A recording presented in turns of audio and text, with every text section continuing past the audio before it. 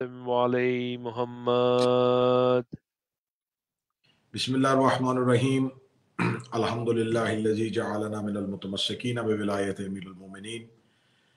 اللہم ایاک نعبد و ایاک نستعین.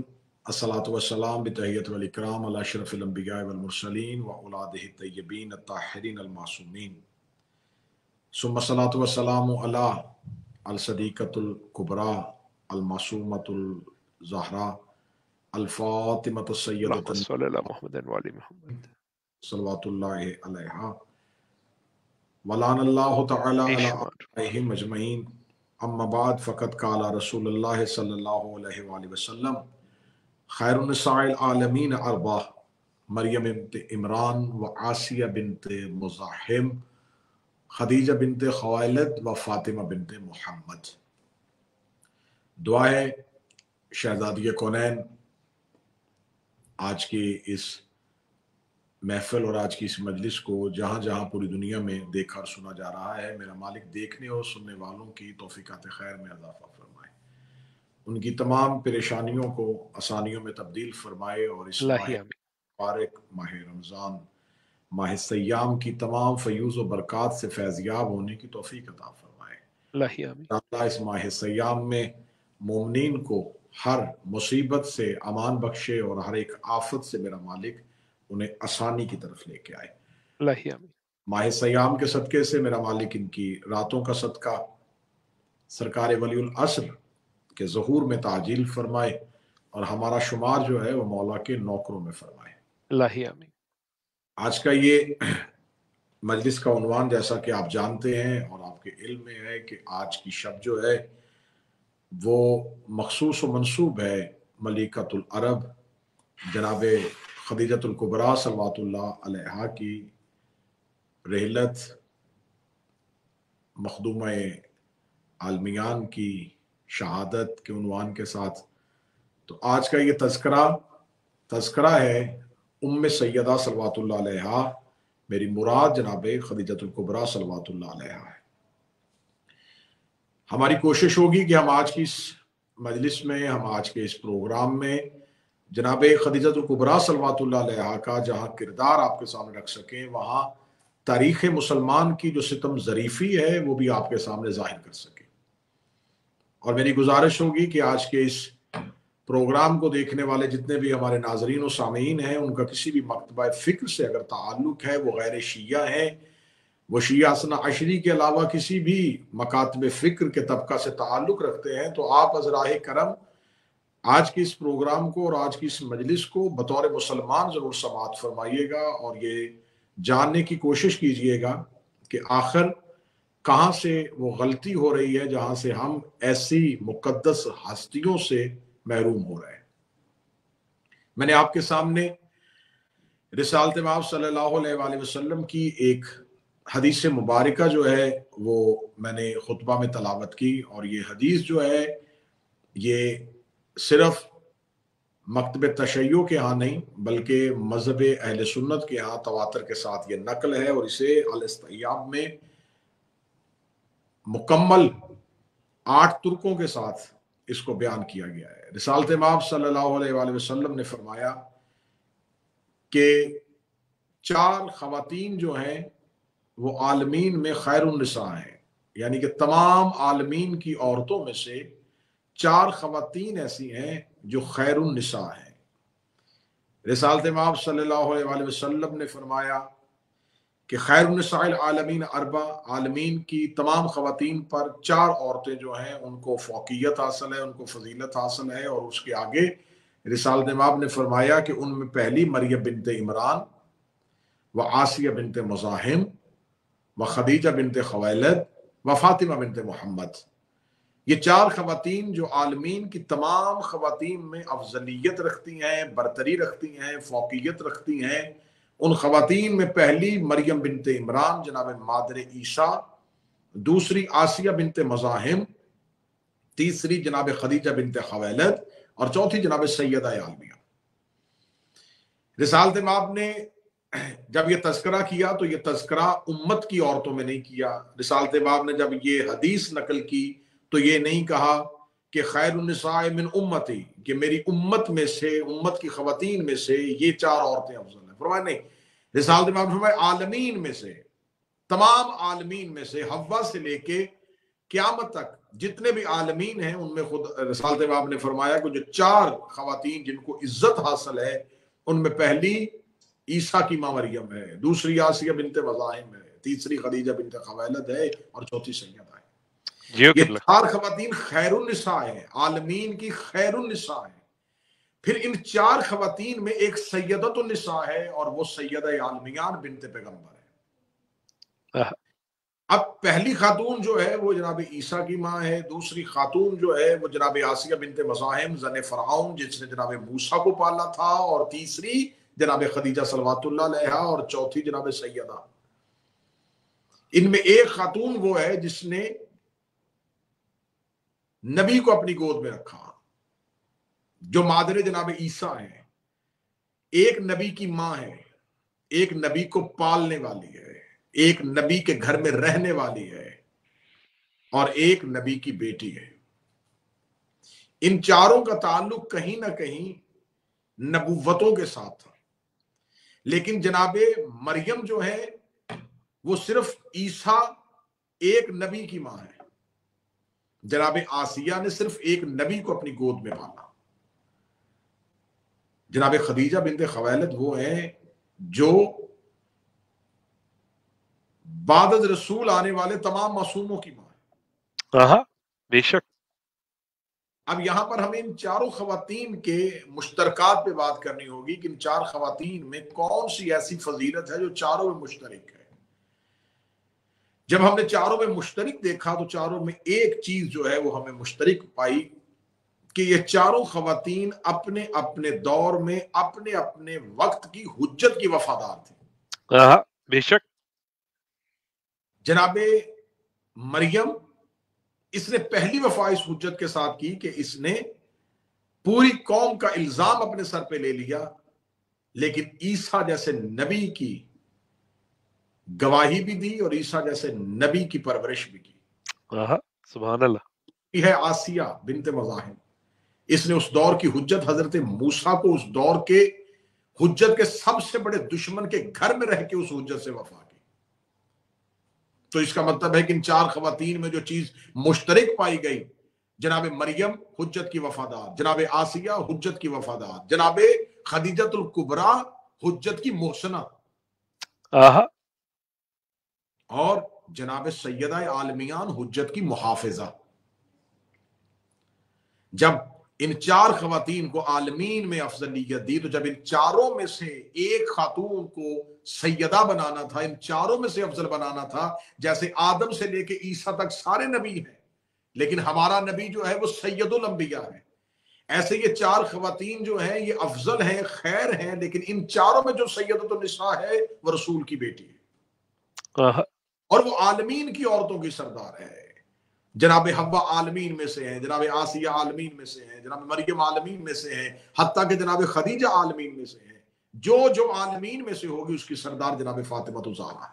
اللہم صلی اللہ محمد وعلی محمد. اب ہمیں آج کے اس دور میں دیکھنا ہے کہ آخر رسالت امام صلی اللہ علیہ وآلہ وسلم کی زوجہ اول، پہلی زوجہ، پھر وہ زوجہ کہ جتنی دیر یہ رسول کے نکاح میں رہی، رسول کے عقد میں رہی، اپنے آخری سانس تک یہ رسول کی وفادار رہی، اور ان کی زندگی میں رسالت امام نے کسی دوسری خاتون کو اپنے گھر میں نہ آنے دیا، کسی دوسری کو شرف زوجیت نہ بخشا.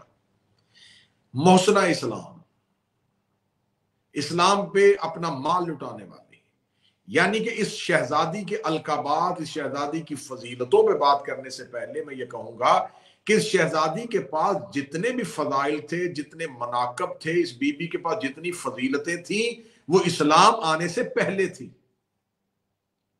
ابھی رسالت امام صلی اللہ علیہ وآلہ وسلم جو ہے وہ باقاعدہ نبوت کا اعلان نہیں کر رہے، لیکن یہ شہزادی اس وقت رسول کی محسنہ تھی جس وقت عرب کے لوگوں کو پتہ ہی نہیں تھا کہ یہ رسول ہے.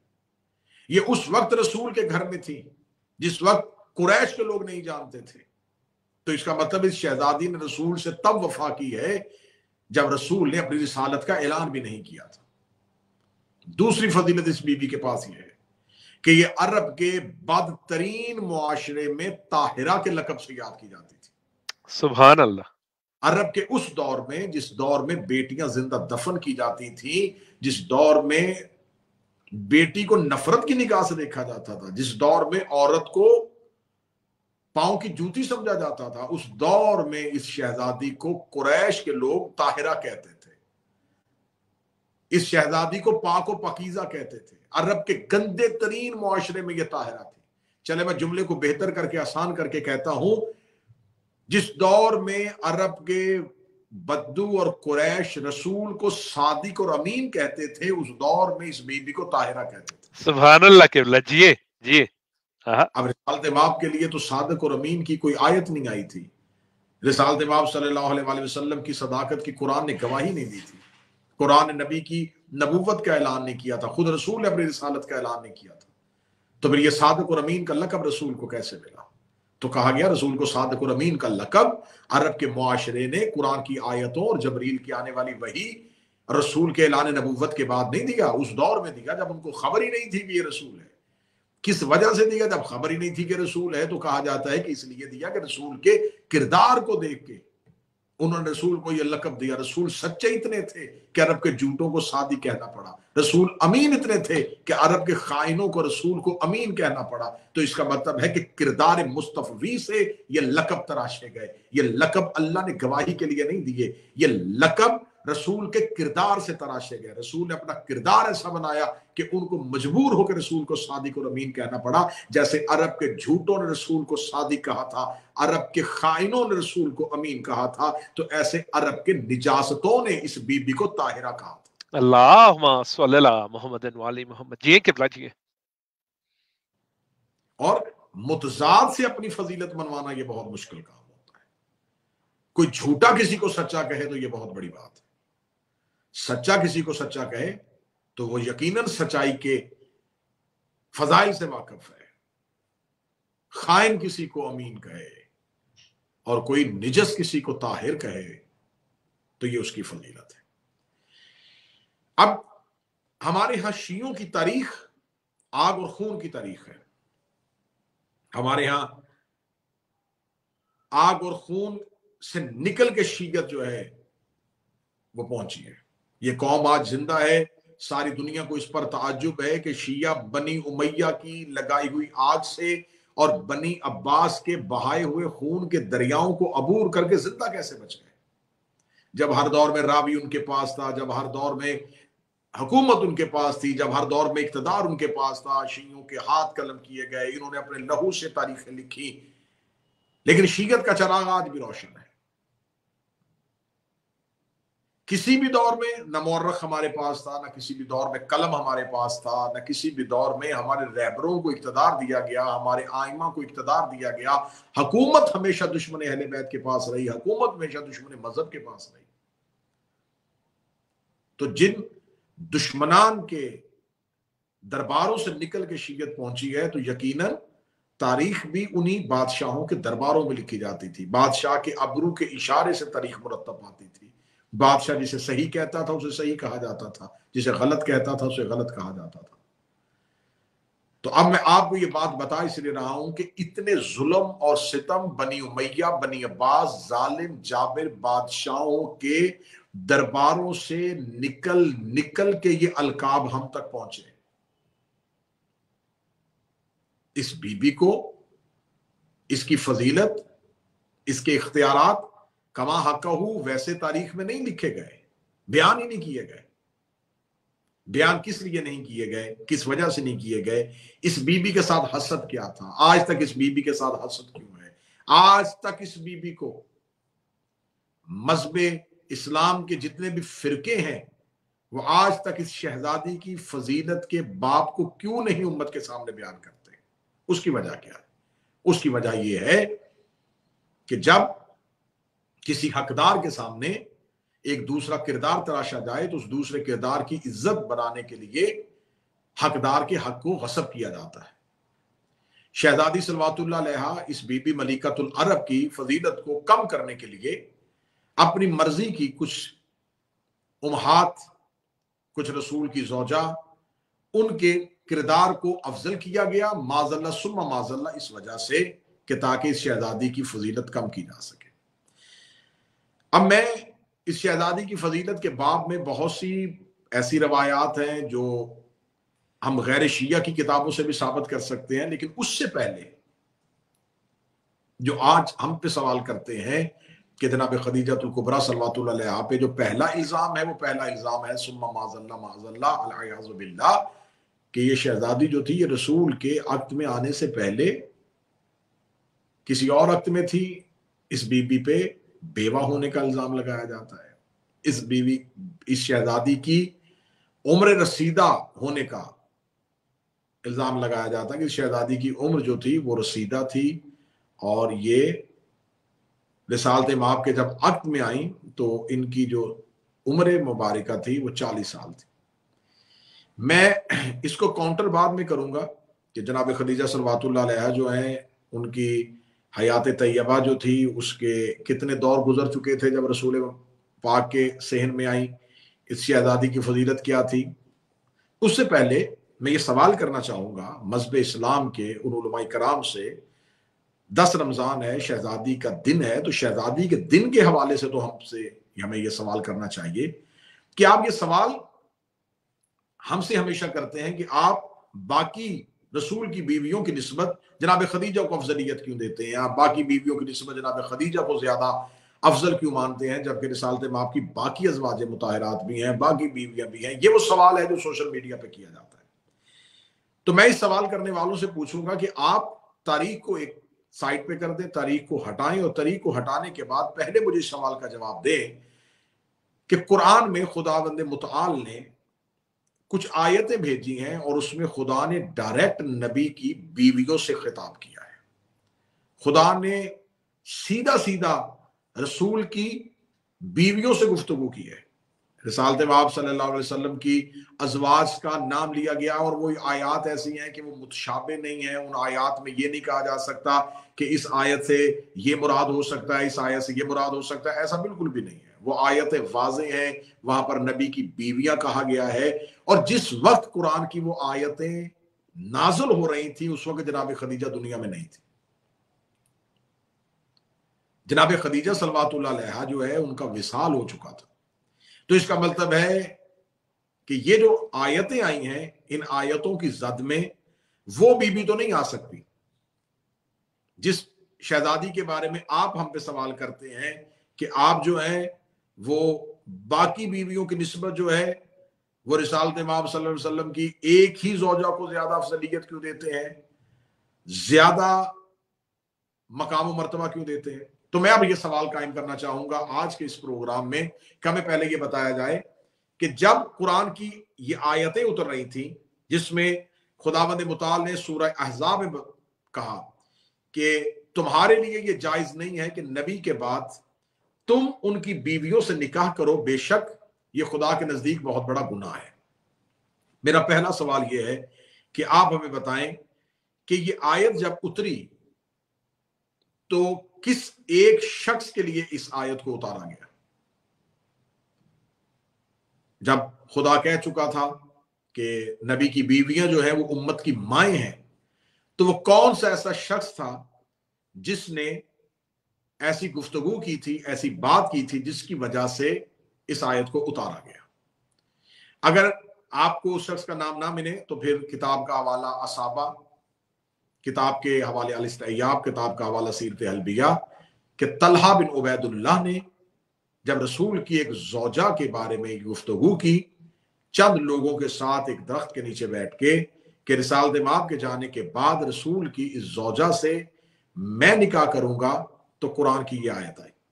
لعنت پہ شمار۔ اب آج جناب خدیجہ الکبریٰ صلوات اللہ علیہا کا دن ہے، تو جناب خدیجہ صلوات اللہ علیہا کے دن میں ہم آپ کو وہ آیتیں بتاتے ہیں جو آیتیں خدا نے ڈائریکٹ نبی کی ازواج کے بارے میں اتاری۔ اور سوال کرنے سے پہلے میں آپ کے ذہن سے، کیونکہ جتنے بھی غیر شیعہ اس گفتگو کو سن رہے ہیں ان کو یہ بتانا چاہوں گا کہ جس وقت یہ آیتیں نازل ہو رہی تھی، جس وقت یہ آیتیں اتر رہی تھی، قرآن کی ان آیتوں کے اترنے کے وقت جناب خدیجہ دنیا میں نہیں تھی۔ یہ بات آپ نے ذہن میں رکھنی ہے کہ اس کا مصداق جناب خدیجہ کے علاوہ باقی نبی کی بیویوں پہ ہوگا، جناب خدیجہ پہ نہیں ہوگا۔ اب خداوند متعال جو ہے وہ سورہ احزاب میں فرماتا ہے یا نساء نبی من یاتم، اے نبی کی بیویوں تم میں سے جو کوئی ناشائستہ حرکت کی مرتکب ہوئی تو اس کے عذاب کو دگنا کر دیا جائے گا۔ میرا دوسرا سوال یہ ہے کہ قرآن مجید کی اس آیت کا مصداق یہاں پر خدا نے خطاب کیا یا نساء النبی، اے نبی کی بیویوں، تو اب ہمیں بتایا جائے، مفتیان مذہب جو ہے وہ بتائیں کہ یہاں خدا نے نبی کی بیویوں کہا ہے تو اس سے مراد کون سی نبی کی بیوی ہے؟ اگلی آیت ہے خدا کی قرآن میں، پھر سورہ مبارکہ احزاب میں پھر یا نساء النبی کہہ کے خدا نے مخاطب کیا ہے، اے نبی کی بیویوں تم معمولی عورت کسی تو نہیں ہو، اگر تم کو پرہیزگاری منظور ہے تو اجنبی آدمی سے بات کرنے میں نرم بات نہ کیا کرو، تاکہ اس کے دل میں کوئی مرض نہ آئے اور وہ کوئی آرزو نہ رکھے۔ شائستہ لہجے سے بات کرو اور اپنے گھروں میں بیٹھی رہو اور زمانہ جاہلیت کی طرح اپنا بناؤ سنگھار نہ کرو۔ یہاں پھر امت کی خواتین کے بارے میں یہ نہیں آیا، یہاں پھر خدا نے یہ کہا ہے یا نساء النبی، اے نبی کی بیویوں۔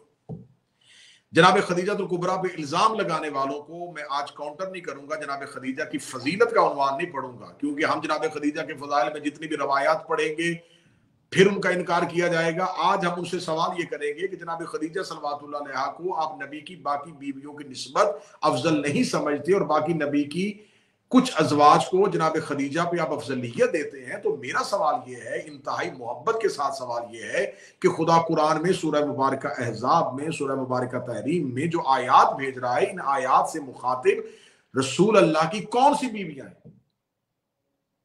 اور خدا کا لہجہ دیکھیے، خدا کہہ رہا ہے کہ اپنے گھروں میں بیٹھی رہو، خدا کہہ رہا ہے کہ ایسی بات نہ کرو، خدا تنبیہ کر رہا ہے، خدا کا لہجہ سخت ہوا ہوا ہے، تو ہمیں بتایا جائے کہ خدا کن سے یہ بات کر رہا ہے۔ اگلی ایک آیت ملاحظہ فرمائیے گا، یہ آیت ہے سورہ مبارکہ تحریم کی اور آیت کا نشان ہے 19۔ یہاں خدا نے، اور اس کا پوری ایک تفسیر جو ہے وہ بیان کی جاتی ہے کہ جب پیغمبر نے وَإِذَا سَرَّ النَّبِي، جب نبی نے ایک راز اِلَى بَعْضِ أَزْوَاجِهِ، نبی نے اپنی بیویوں میں سے ایک بیوی سے کوئی راز کی بات کہی اور رسول نے اسے منع کیا کہ یہ بات آگے نہ کرنا، اس نے اس بات کی خبر ظاہر کر دی ایک باز پر۔ جب رسول نے اس کے بارے میں ان سے پوچھا تو اس نے لا علمی کا اظہار کیا۔ جب رسول نے اس سے پوچھا کہ تو نے باز کو خبر دی تو وہ بول اٹھی کہ آپ کو کس نے خبر دی؟ تو رسول نے فرمایا ھذا قال النبی العلیم الخبیر، رسول نے کہا کہ مجھے بڑے واقف کار خبردار خدا نے بتایا ہے۔ سورہ مبارکہ تحریم آیت کا نشان 19، رسول نے اپنی ایک زوجہ کو ایک راز، ایک سر ایک بتایا، اس نے وہ راز دوسری نبی کی بیوی پہ ظاہر کیا۔ رسول کو جب اس بارے میں پتا چلا تو رسول نے اپنی بیوی سے، اس زوجہ سے پوچھا کہ تم نے اس راز کو کیوں ظاہر کیا؟ تو اس نے انکار کر دیا کہ میں نے تو یہ راز ظاہر نہیں کیا۔ رسالت مآب نے جب نام لے کے بتایا کہ تو نے فلاں کے سامنے اس راز کو ظاہر کیا، تو نے دوسری ایک زوجہ کو یہ راز بتایا، تو اس نے پوچھا آپ کو کس نے بتایا؟ تو رسول اللہ نے بتایا مجھے سب سے بڑے واقف کار اللہ نے یہ خبر دی ہے۔ بے شک۔ اب میرا تیسرا سوال یہ ہے اس آیت کے متعلق کہ ہمیں بتایا جائے کہ کون سی نبی کی بیوی تھی جسے راز بتایا گیا تھا اور اس نے نبی کے منع کرنے کے باوجود، آیت کا لفظ ہے، آیت کہہ رہی ہے کہ رسول نے منع کیا تھا۔ اب اس آیت پہ رک کے میں علماء کرام سے پوچھتا ہوں کہ اسلام کس چیز کا نام ہے؟ آتی اللہ و آتی رسول، رسول کی اطاعت کا نام۔ اور خدا قرآن میں کہتا ہے کہ میرا محمد جو دے وہ لے لو، جس سے روکے اس سے رک جاؤ۔ جب خدا کہہ رہا ہے کہ مصطفیٰ جس کام سے روک کے اس سے رک جاؤ، تو اب مسلمان اگر رسول کی بات پہ عمل کرے تو اسے اطاعت رسول کہتے ہیں، اور وہ رسول کے حکم کی نافرمانی کرے تو اسے مخالفت رسول کہتے ہیں۔ تو اس آیت میں خدا کہہ رہا ہے کہ رسول نے منع کیا، منع کرنے کے باوجود، اس کا مطلب ہے جب منع کرنے کے باوجود یہ کام کیا گیا تو وہ مخالفت رسول میں کیا گیا، اور اگر مخالفت ہو جائے تو وہ اطاعت نہیں ہوتی۔ اب میرا تیسرا سوال یہ ہے کہ ہمیں بتایا جائے کہ کون سی وہ زوجہ تھی جس نے اطاعت رسول کی بجائے مخالفت رسول کی تھی۔ جیو قبلہ جیو، ماشاء اللہ۔ اب اسی آیت کو آگے بڑھاتے ہوئے اب اس آیت میں خدا کا لہجہ سنیے گا۔ خدا کہہ رہا ہے کہ اگر تم دونوں، یہاں پر جمع کا صیغہ خدا نے استعمال کیا، اگر تم دونوں توبہ کرو، تم دونوں کے دل ٹیڑے ہیں، اگر تم دونوں رسول کی مخالفت میں ایک دوسرے کی مدد کرتی رہو گی تو خدا اور جبریل اور تمام ایمانداروں میں نیک شخص رسول کے مددگار ہیں، اور اس کے بعد کل فرشتے بھی ان کے مددگار ہیں۔ اب آئیے، یہی آیت آگے چل رہی ہے، یہی واقعہ آگے چل رہا ہے، اور خدا آخر میں اسی آیت میں یہ کہہ رہا ہے کہ اگر تم دونوں توبہ بھی کر لو تو تم دونوں کے دل ٹیڑے ہیں۔ کوئی لڑائی نہیں، کوئی جھگڑا نہیں، قرآن ہے، اس میں کوئی میں اصول کافی تو نہیں کھول کے بیٹھا، مان لیا حضرت فقیہ سے تو نہیں بیان کر رہا کوئی مسئلہ یا کوئی روایت یا کوئی حدیث، قرآن کی آیت ہے، اور میں نے آیت کو ویسے ہی بالکل آپ کے سامنے اس کے ترجمے کو پڑھ دیا ہے، آیت کا نشان بتا دیا ہے۔ آیت کا نشان 19 ہے، سورہ مبارکہ تحریم ہے، تو ہمیں بتایا جائے کہ خدا نے کن دو نبی کی بیویوں کے بارے میں کہا تھا کہ تمہارے دل ٹیڑے ہو چکے ہیں۔ جیو قبلہ۔ تو جب ہم قرآن سے پوچھتے ہیں کہ یہ قرآن نے لفظ استعمال کیا ہے دل کے ٹیڑے ہونے کا، تو کیا دلوں کا ٹیڑھا ہونا کہ آج کی میڈیکل سائنس سے ثابت ہے کہ کوئی دل ٹیڑھا ہو جاتا ہے؟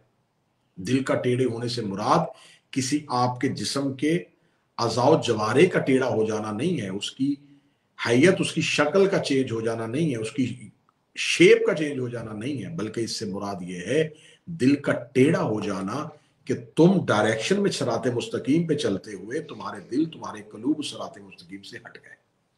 بے شک۔ اس کا مطلب ہے کہ خدا نے کہا کہ صراط مستقیم سے ہٹنا دل کے ٹیڑھے ہونے کو کہتے ہیں۔ تو اگر صراط مستقیم سے ہٹ جایا جائے تو صراط مستقیم نام ہے علی کی ولایت کا۔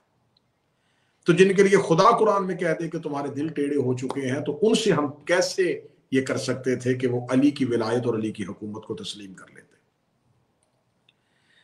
اب یہ آیات جو ہیں وہ میں آپ کے سامنے پڑھتا چلا جا رہا ہوں، اور سوال وہیں کا وہیں کھڑا ہے کہ آپ جناب خدیجہ پہ بات بعد میں کیجئے گا، آپ پہلے یہ بتائیں کہ ان آیات میں خداوند متعال نے جو رسول کی مختلف بیویوں کو مخاطب کیا ہے ان سے مراد کون ہے؟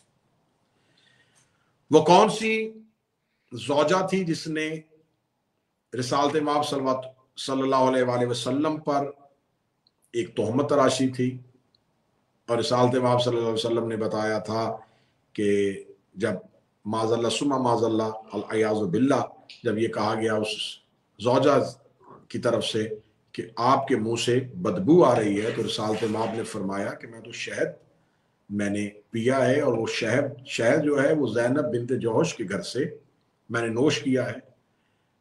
تو ایک زوجہ نے زینب بنت جوش جو رسول کی ایک زوجہ تھی، اس کی مخالفت میں رسول پہ الزام لگا دیا، رسول پہ تہمت لگا دی، اور رسول اللہ صلی اللہ علیہ وسلم سے یہ بات کہی گئی کہ آئندہ آپ اس کے گھر سے کبھی بھی کوئی چیز نوش نہ کیجیے گا۔ جب رسالت مآب کو یہ کہا گیا تو فوراً خدا کی آیت آ گئی، اے رسول جو چیز خدا نے تمہارے لیے حلال کی ہے تم اپنی بیویوں کی خوشنودی کے لیے اسے حرام نہ کرنا۔ جیو قبلہ۔ اب یہ آیت بھی جو ہے یہ بھی پارہ نمبر 28 اور سورہ مبارکہ تحریم کی آیت ہے۔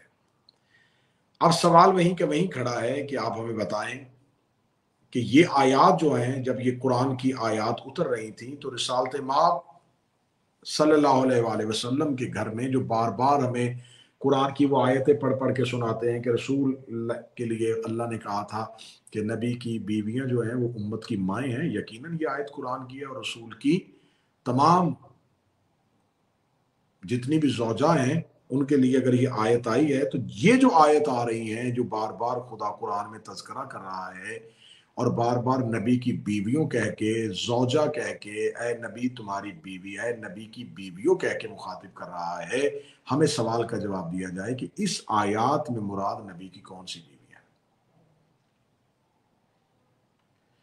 جب آپ کے پاس ان سوالوں کے جواب مل جائیں تو پھر آپ ہمیں بتائیے گا، پھر ہم آپ کو جناب خدیجہ کی فضیلت بھی سنائیں گے۔ آہا جی قبلہ جی ماشاء پھر اللہ۔ ہم آپ کو بتائیں گے کہ جناب خدیجہ، کیونکہ جب تک دلوں سے زنگ دور نہ ہوگا، 40 سال تک رسول اللہ صلی اللہ علیہ وآلہ وسلم نے عرب کے لوگوں کے دلوں کو صاف کیا تھا 40 سال تک، تاکہ وہ لا الہ سننے کے قابل ہو سکے۔ تو جب تک ان کے دل صاف نہیں ہوئے تھے تو رسالت امام نے ان کو لا الہ الا اللہ نہیں سنایا تھا۔ تو جب تک آپ کے دلوں میں مخالفت خدیجہ کا زنگ نہیں اترے گا، تب تک ہم محبت خدیجہ کا رنگ نہیں اتار سکتے۔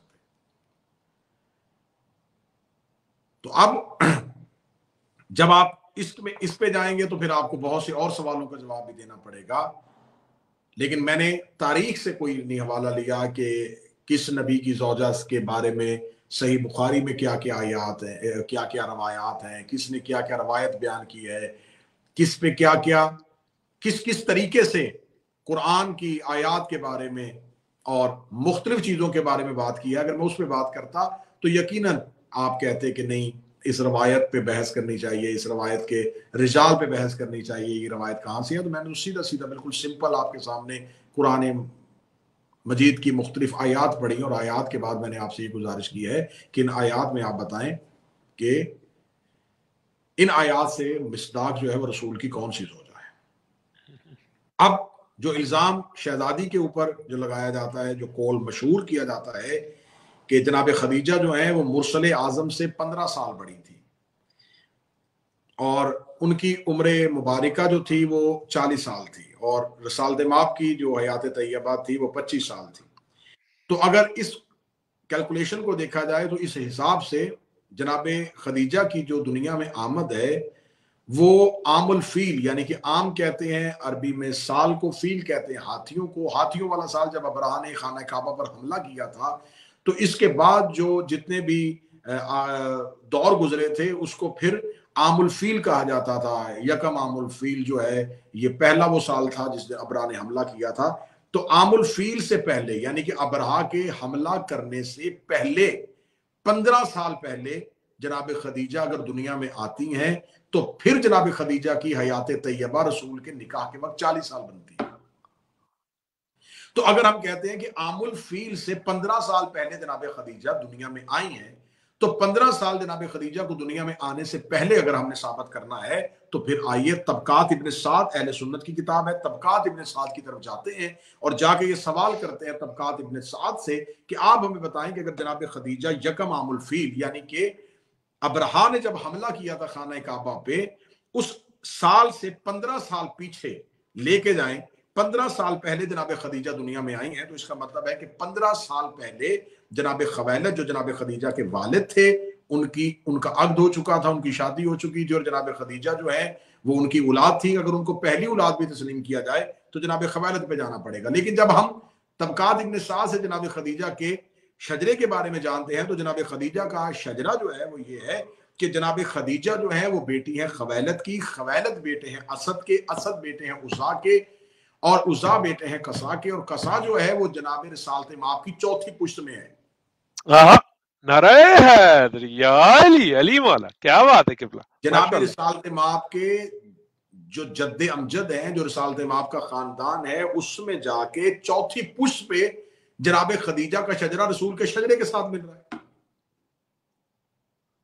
تو اگر جناب خدیجہ کا شجرہ رسول کے شجرے کے ساتھ چوتھی پشت پہ جا کے مل رہا ہے تو آپ عام الفیل سے 15 سال پہلے جناب خدیجہ کو دنیا میں آنا ثابت کر رہے ہیں، تو پھر تو جناب خدیجہ کا شجرہ رسول کے شجرے کے ساتھ دوسری نشست پہ جا کے ملنا چاہیے، دوسری پشت پہ نہیں مل رہا، یہ چوتھی پشت پہ مل رہا ہے۔ تو چوتھی پشت پہ ملنا اس بات کی دلیل ہے کہ جناب خدیجہ رسالت مآب صلی اللہ علیہ وسلم، یہ جو عام الفیل ہے اس سے 15 سال پہلے نہیں بلکہ عام الفیل سے 3 سال پہلے دنیا میں آئی تھی۔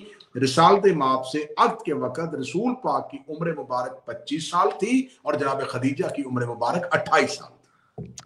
کیا بات ہے قبلہ، ماشاءاللہ، اللہم صلی علی محمد وعلی محمد. جی قبلہ. اب ابن سعد نے طبقات میں جو جناب خدیجہ کا آبائی سلسلہ لکھا ہے، تو اس آبائی سلسلے میں چوتھی پشت جو ہے وہ رسول کے ساتھ ملتی ہے. رسول کے آباء و اجداد کے ساتھ چوتھی پشت میں جناب خدیجہ کا شجرہ ایک ہے. آج اگر کوئی انسان اپنے شجرے کو رسول کے شجرے کے ساتھ ملاتا ہے تو ڈائریکٹ تو رسول کے شجرے کے ساتھ نہیں ملاتا. تو جب وہ اپنا شجرہ جو ہے وہ بطور سید بھی بیان کرتا ہے تو وہ بتاتا ہے کہ اتنی پشت پہ جا کے میرا شجرہ سادات کے شجرے کے ساتھ ملتا ہے. اگر میں نقوی سید ہوں تو کتنی پشت پہ جا کے میرا شجرہ امام علی نقی کے ساتھ ملتا ہے. میں رضوی ہوں تو کتنی پشت پہ، میں کاظمی ہوں تو کتنی پشت پہ. تو جب آپ نے شجرہ ملانا ہوگا تو اس شجرے کو ملانے کے لیے آپ کو وہ پیریڈ بھی پورا کرنا پڑے گا، وہ ٹائم ڈیوریشن بھی پورا کرنا پڑے گا کہ کیا اتنے دور گزرے ہیں، کیا امام علی نقی علیہ السلام کے، امام موسیٰ کاظم کے دور میں اور آپ کے دور میں اتنے سال کا فرق ہے، اور اگر اتنے سال کا فرق ہے تو آپ کے شجرے میں اتنی کڑیاں ہونی چاہیے. اب جناب خدیجہ صلوات اللہ علیہا کا جو ماں کی طرف سے شجرہ ہے وہ جناب خدیجہ کی والدہ کا نام فاطمہ ہے، فاطمہ بیٹی ہیں زائدہ کی، زائدہ بیٹے ہیں الاسم کے، اسم بیٹے ہیں حرم کے، حرم بیٹے ہیں رواحہ کے، رواحہ بیٹے ہیں حجر کے، حجر بیٹے ہیں عبد کے، عبد بیٹے ہیں معیس کے، معیس بیٹے ہیں عامر کے، عامر بیٹے ہیں لوئی کے. رسول کے ساتھ 8ویں پشت پہ جا کے ماں کا شجرہ بھی مل رہا ہے. ارے حیدر یا علی علی والا. جیے جیے قبلہ، سبحان اللہ. لوی کے بعد کاف، کاف کے بعد کلاب، کلاب کے بعد زید، زید کے بعد کسا. تو جو باپ کا شجرہ ہے وہ چوتھی پشت پہ جا کے مل رہا ہے اور ماں کا شجرہ 8ویں پشت پہ جا کے مل رہا ہے. تو اس کا مطلب ہے کہ جناب خدیجۃ الکبریٰ کا رسول اکرم صلی اللہ علیہ وسلم کے ساتھ جو رشتہ داری ہے وہ آباء و اجداد سے رشتہ داری ہے. اس بی بی کا ننہال اور ددھیال، ماں اور باپ دونوں کی طرف سے شجرہ رسول کے ساتھ ملتا ہے. اللہم صلی علی محمد وعلی محمد. اب اس بی بی کی رشتہ داری رسول سے یہ ثابت ہو گئی. اب اگر آپ نے موازنہ کرنا ہے تو آپ موازنہ اس بی بی کا کسی دوسری بی بی کے ساتھ کیسے کریں گے؟ کسی بھی دوسری بی بی کے ساتھ، کسی بھی دوسری بیوی کے ساتھ موازنہ کرنے میں آپ ایک استعارہ، ایک رشتہ لے کے آئیں گے کہ یہ رسول اللہ کی جو زوجہ ہے اس کو فضیلت یہ ہے کہ یہ رسول کے صحابی کی بیٹی ہے. تو اس کا مطلب ہے یہ شجرہ نسبت کا شجرہ ہے، نسبت کے ساتھ آپ تعلق بنا رہے ہیں. صحابی کی بیٹی ہونا، صحابی نسبت کا رشتہ ہے، خون کا رشتہ نہیں ہے. جی قبلہ، ماشاء اللہ. جناب خدیجہ کا رسول اکرم کے ساتھ نسبت کا رشتہ نہیں، خون کا رشتہ ہے. رشتے دو طرح سے بنتے ہیں، رشتے بنتے ہیں خون اور دودھ سے، ماں کا دودھ اور باپ کا خون. یہ دو طرف سے رشتہ داریاں بنتی ہیں، ایک ماں کی طرف سے ہوتی ہے، ایک باپ کی طرف سے ہوتی ہے. ایک دودھ کا رشتہ ہوتا ہے، ایک خون کا رشتہ ہوتا ہے. ایک کو ددھیال کہتے ہیں، ایک کو ننہال کہتے ہیں. تو رسول اکرم کے بعد رسول کی جتنی بھی بیویاں ہیں ان کا جتنے بھی رشتہ داریاں ہیں وہ رسول کے ساتھ نسبت کی رشتہ داریاں ہیں. جناب خدیجہ کا رسول کے ساتھ دودھ کا رشتہ بھی ہے اور خون کا رشتہ بھی ہے. جی قبلہ، جی ماشاء اللہ ماشاء اللہ. تو اب جناب خدیجہ صلوات اللہ علیہا کا جو خاندان تھا، اس خاندان پہ بات کر لیتے. یہ خاندان کون تھا؟ جناب خویلد جو ہے وہ اپنے قبیلے کے سردار تھے اور عزت شرافت کی بنیاد پہ عرب والے لوگ جناب خدیجہ کے والد جناب خویلد کو احترام کی نظر سے دیکھتے تھے. یہ باتیں سنتے ہوئے آپ کو اس بات کا خیال رکھنا ہوگا کہ میں جس دور کی بات کر رہا ہوں جناب خدیجہ کے آباء و اجداد کی، یہ وہ دور ہے جب لوگ بتوں کو جھک رہے تھے، جب لوگ سورج کو سجدہ کر رہے تھے، جب لوگ درخت کو سجدہ کر رہے تھے، جب لوگ خدا سے ناواقف تھے. اس دور میں جس کو سردار عزت اور شرف کی بنیاد پہ بنایا جائے وہ جناب خدیجہ کے والد تھے. کیا بات. جناب خویلد کے دو بھائی تھے، ایک کا نام نوفل تھا اور ایک کا نام امرو تھا. یہ دونوں سردار تھے. جناب خویلد کی رحلت ہو جاتی ہے اور جناب خویلد کی رحلت کے بعد जनाब नौफल और जनाब अमरो जो हैं वो जनाब खदीजा के सरपरस्त बनते हैं। इसी जनाब खदीजा के जो चचा नौफल हैं, नौफल का एक बेटा है वर्का। वर्का बिन नौफल के बारे में सिलेबस की किताबें इस्लामियात दीनियात में बच्चों को पढ़ाया जाता है कि जनाब खदीजा ने जाके अपने चचाजाद भाई वर्का बिन नौफल से पूछा रसूल अकरम के बारे में। तो अभी रसूल अल्लाह 25 साल की उम्र में है, अभी रसूल ने 40 साल की उम्र में ऐलान नबुव्वत करना है। तो जनाब खदीजा, ये दीनियात में लिखा है कि जनाब खदीजा ने अपने चचाजाद भाई वर्का बिन नौफल से जाके पूछा। तो जनाब वर्का बिन नौफल ने जनाब खदीजा से कहा कि मुबारक हो, जिसके बारे में तू बात कर रही है ये इस दौर का नबी है। आहा, क्या बात। बंदे को भी नहीं पता, अभी रसूल ने खुद ऐलान नबुव्वत नहीं किया। जब रसूल ने खुद नहीं बताया तो वर्का बिन नौफल को कैसे पता चल गया? जब हमने पूछा कि वर्का बिन नौफल को कैसे पता चल गया, तो उन्होंने कहा वर्का बिन नौफल आसमानी सहाइफ का आलम था। तो इसका मतलब खदीजा जाहिलों के खानदान से नहीं, आलिमों के खानदान में से थी। अल्लाहुम्मा सल्ली अला मुहम्मद। खदीजा का चचा भाई वर्का बिन नौफल आसमानी सहीफों का आलम था। जियो जियो किबला, माशाअल्लाह। ये कौन था? जनाब खदीजा का चचाजाद भाई वर्का बिन नौफल आसमानी सहीफों का आलम था और रसूल का चचा आसमानी सहीफों का वारिस था। आहा, तो वर्का बिन नौफल और अबू तालिब, ये दो सरदार बैठ के जनाब खदीजा और रसूल के रिश्ते की बात करते हैं। रसूल की तरफ से कौन है? जनाब अबू तालिब। जनाब खदीजा की तरफ से कौन है? वर्का बिन नौफल। एक आसमानी सहीफों का आलिम है और एक आसमानी सहीफों का वारिस है। आहा, दोनों बैठ के जनाब खदीजा और रसूल का रिश्ता तय नहीं करते, बल्कि तस्दीक करते हैं कि यही वो अक्द है जिसका जिक्र आसमानी किताबों में हो चुका है। अल्लाहुम्मा सल्ली अला मुहम्मद। तो अब ये रिश्ता माल देख के नहीं, फाल देख के नहीं किया गया। ये रिश्ता ज़बूर और अंजील और तौरात में निशानियां देख के किया गया। अल्लाहुम्मा सल्ली अला मुहम्मद। सुभान अल्लाह। तौरात में निशानी मौजूद थी, अंजील में निशानी मौजूद थी। मुबश्शर रसूलन याति मिन बाद अस्मो अहमद, बशारत दी गई थी कि एक नबी आएगा जिसका नाम अहमद होगा। तो फिर मुझे ये जुमला कहने की इजाजत दीजिएगा, जिस तरह तौरात और अंजील में रसूल के अहमद होने की निशानी मौजूद थी, ऐसे ही उन आसमानी किताबों में जनाब खदीजा के कुबरा होने की निशानी मौजूद थी। जी बेशक बेशक। तो जनाब खदीजा सल्लल्लाहु अलैहा मुरसलीन के खानदान में से है, रसूल के खानदान में से। अब इस बीबी का किसी एक बीबी के साथ तकाबुल करना, किसी एक बीबी के साथ मवाजना करना, किसी एक बीबी के साथ फजीलत के इस बीबी में ये और इस बीबी में ये, तो मैंने तो उससे पहले सवाल रखे हैं कि पहला सवाल ये है कि आप हमें बताएं कि ये जो कुरान में नबी की बीवियों के बारे में आयतें आई हैं, भाई रवायतें नहीं है, ये आयतें हैं। ये आयतें जब आई हैं उस वक्त जनाब खदीजा मौजूद नहीं थी। इन आयतों से मिसदाक कौन है? फिर दूसरी निशानी आपके सामने रखी है कि अगर जनाब खदीजा की फजीलत पे आएंगे तो जनाब खदीजा की फजीलत पे बात करने से पहले ये समझ लीजिएगा कि ये खानदान रसूल में से है। फिर मालदार होना इस शहजादी का कितना बड़ा था। अब आइए, इस बीबी के कारोबारी होने की वजह क्या थी, इसमें राज क्या था? आखिर ये बीबी खुद बिजनेस क्यों करती थी, खुद कारोबार क्यों करती थी?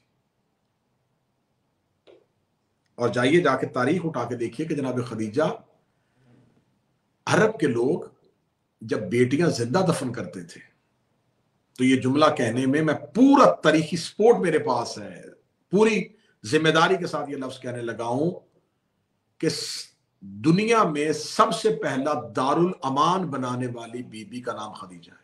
अल्लाहुम्मा सल्ली अला मुहम्मद वाले मोहम्मद। इस बीबी ने मक्का में एक दारुल अमान बनाया था। जब खबर होती कि मक्का में किसी अरब के घर कोई बेटी पैदा हुई है اور وہ اسے دفن کرنے لگا ہے. بی بی اپنے نوکروں کو بھیج کے اسے بلواتی، بلوا کے کہتی کیوں بیٹی دفن کرنے لگا ہے؟ کہتا اس لیے کہ یہ میرے لیے ذلت، ننگ اور عار کا باعث ہے. میں کیسے جیوں گا دنیا میں کہ میرے گھر میں ایک خاتون رہتی ہے، ایک بچی رہتی ہے، جبکہ ہم فضیلت میں مردوں کی نسبت دیتے ہیں، خواتین کی نہیں.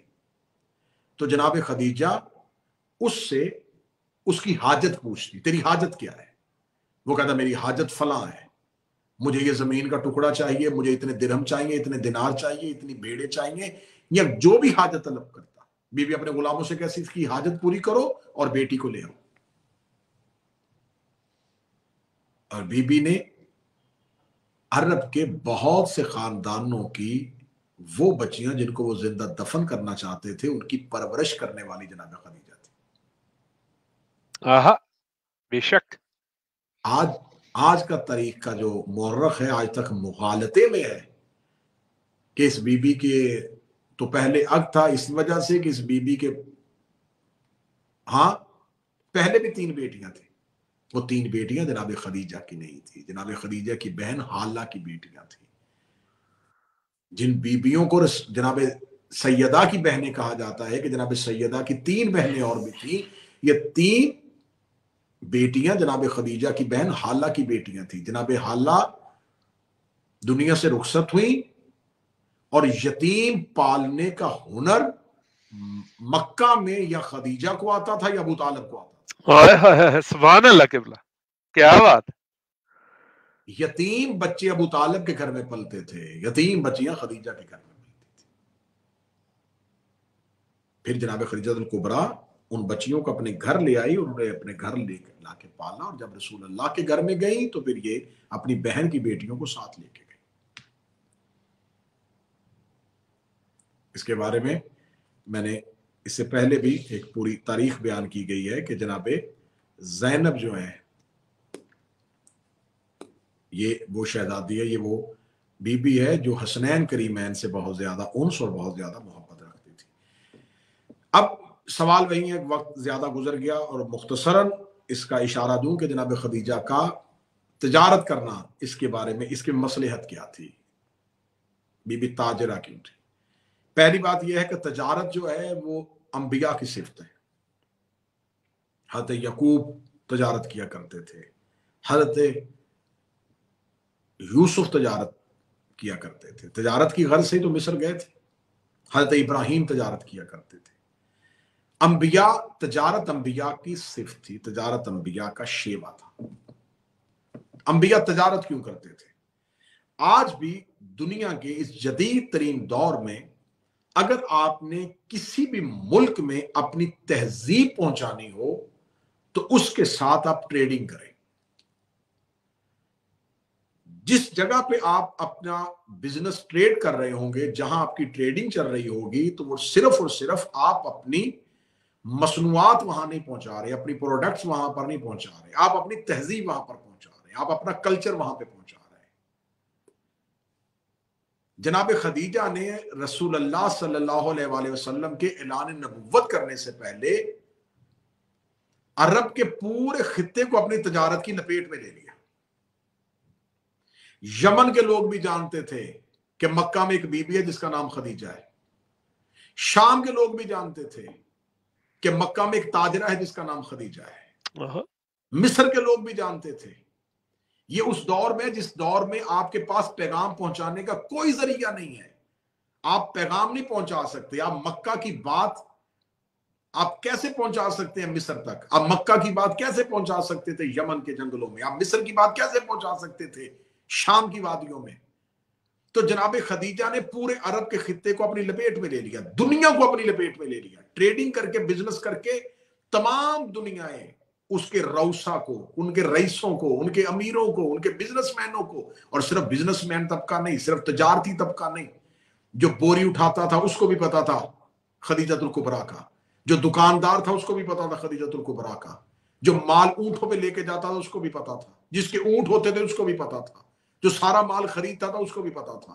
جب ساری دنیا میں بی بی نے بتا دیا کہ ایک بی بی ہے جس کا نام خدیجہ ہے، تو پھر یہ شہزادی رسول کی کنیزی میں آ گئی.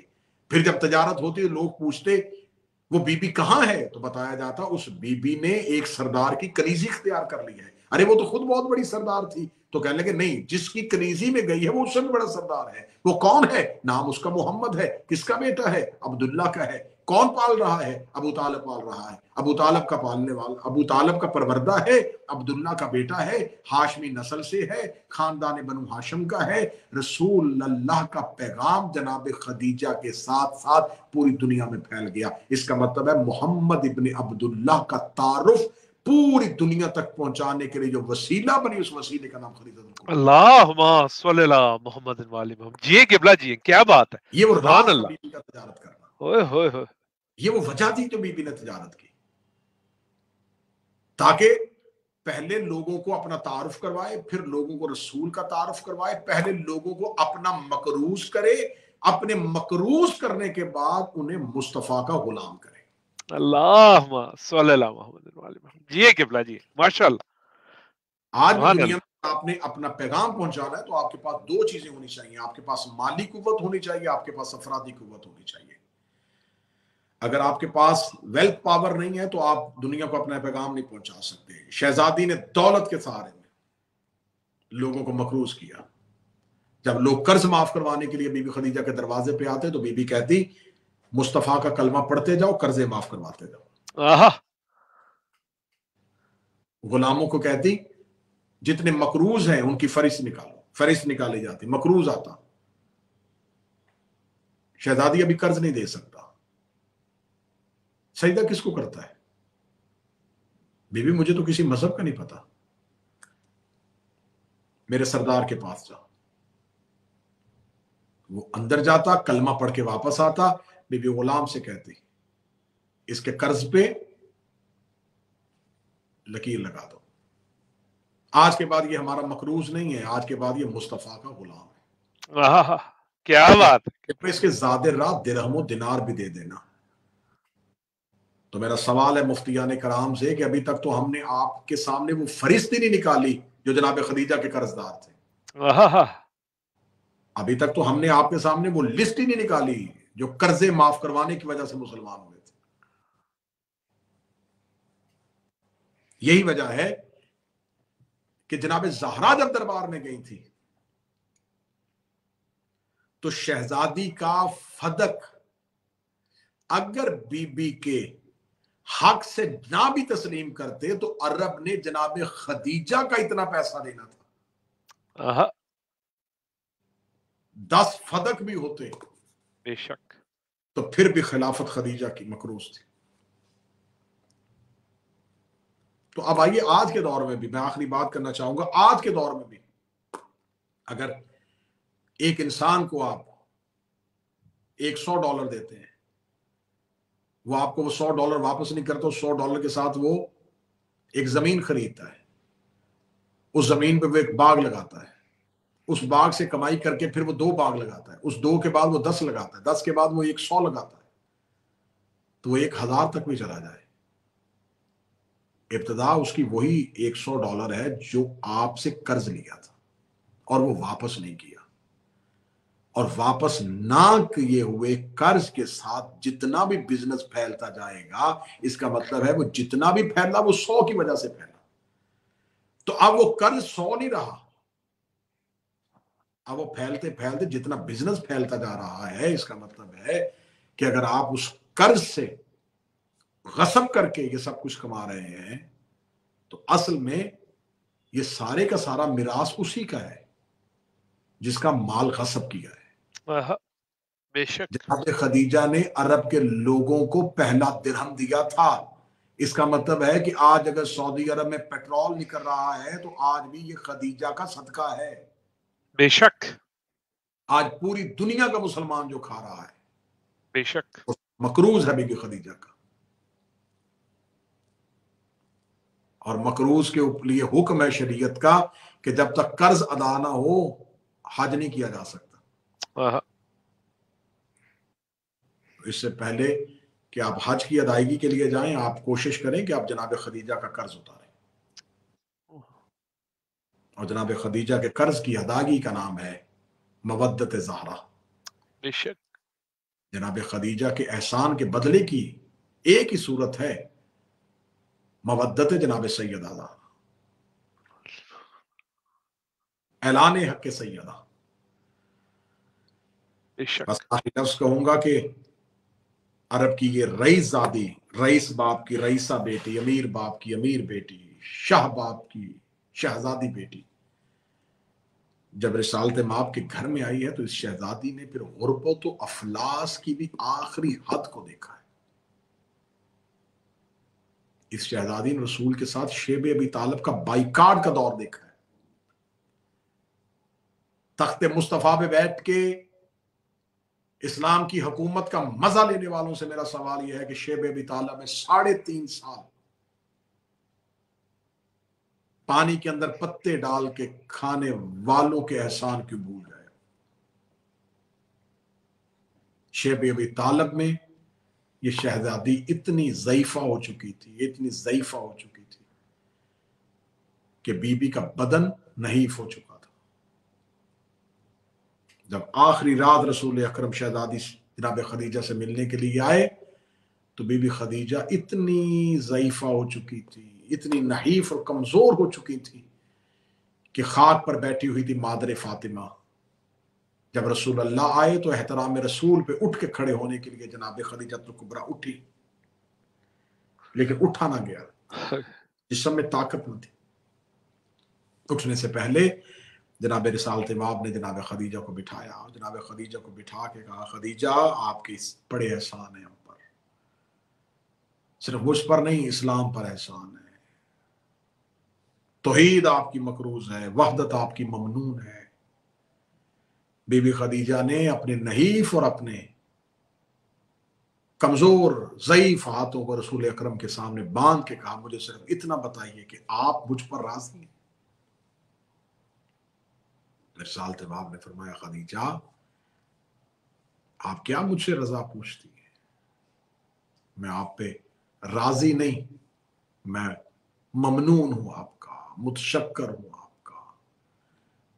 फरमाया, आप अल्लाह के रसूल हैं, अल्लाह मुझ पे राजी है।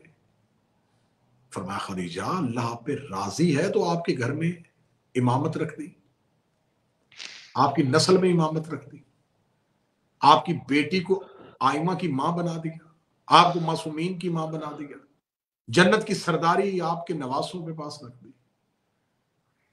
शहजादी देख के कहने लगी कि मैंने रईस बाप की बेटी आपके घर आई, मैंने जिंदगी में ना नई पोशाक मांगी, ना बेहतरीन खाना मांगा, जिस हाल में मुस्तफा अकरम ने रखा मैं उस हाल में रही। आखिरी वक्त में एक सवाल करूं तो मुझे उसका जवाब मिलेगा, कोई हाजत करूं तो पूरी होगी। रिसालत बाप ने फरमाया, हुक्म कीजिए आपकी हाजत क्या है? इतना कहना था, जनाब खदीजा के आंसू जनाब खदीजा के रुखसारों पे आए। रोते हुए सैयदा की मां ने अपनी चादर के पल्लू को उठाया, छोटी सी फातिमा को अपने हाथों पे उठा के रसूल के हाथों पे रख के कहा, मेरे बाद मेरी फातिमा का ख्याल रखिएगा।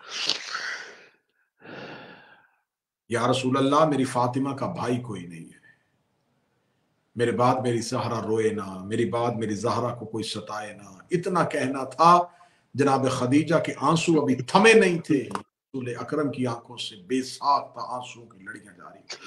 रोते हुए रसूल को देख के जनाब खदीजा तड़प गई, रो के कहने लगी, या रसूल अल्लाह, अगर वसीयत गरां गुजरी है तो मैं माफी की तलबगार हूँ, अगर वसीयत से तकलीफ हुई है तो मैं माफी की तलबगार हूँ।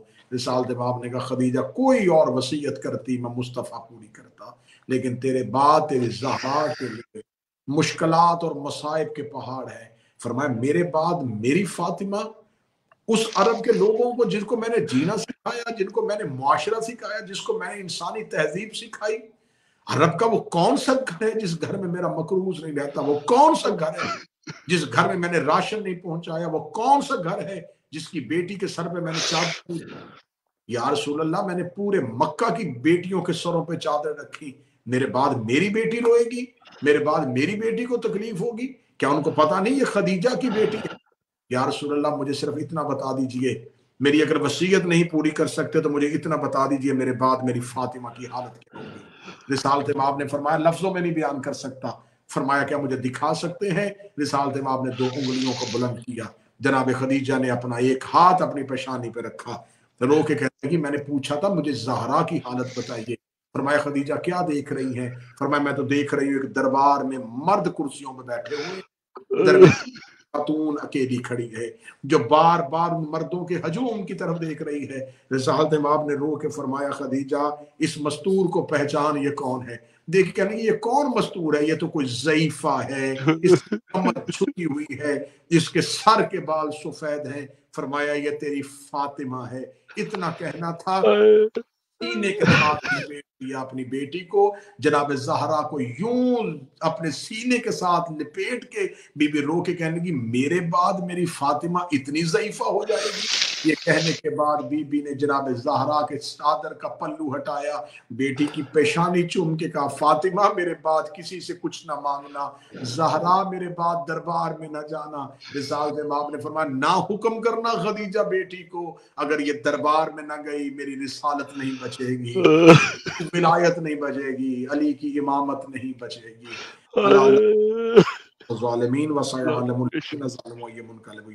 मेरा मालिक मेरा और आपका शुमार जनाब सैयदा के तरफदारों में फरमाए। जनाब खदीजा सल्लल्लाहु अलैहा के मकरूज हैं, बीबी के ममनून हैं।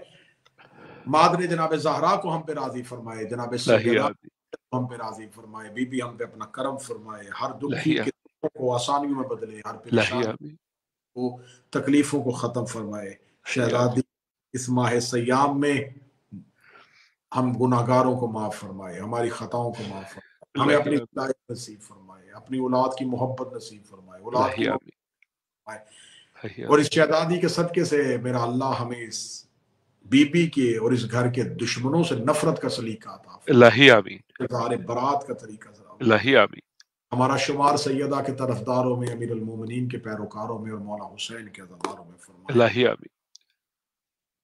आमीन या रब्बुल आलमीन। बहके उम्मुल आइमा जनाब खदीजतुल कुबरा सल्लल्लाहु अलैहा।